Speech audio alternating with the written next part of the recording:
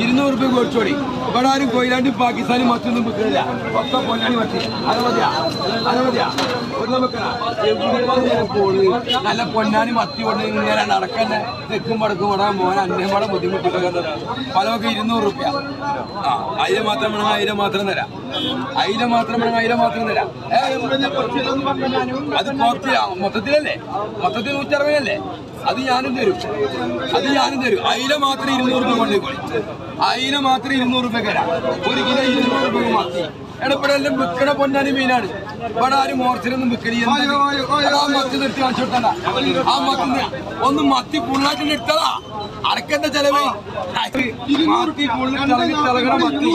എന്താ മത്തി പച്ചക്ക്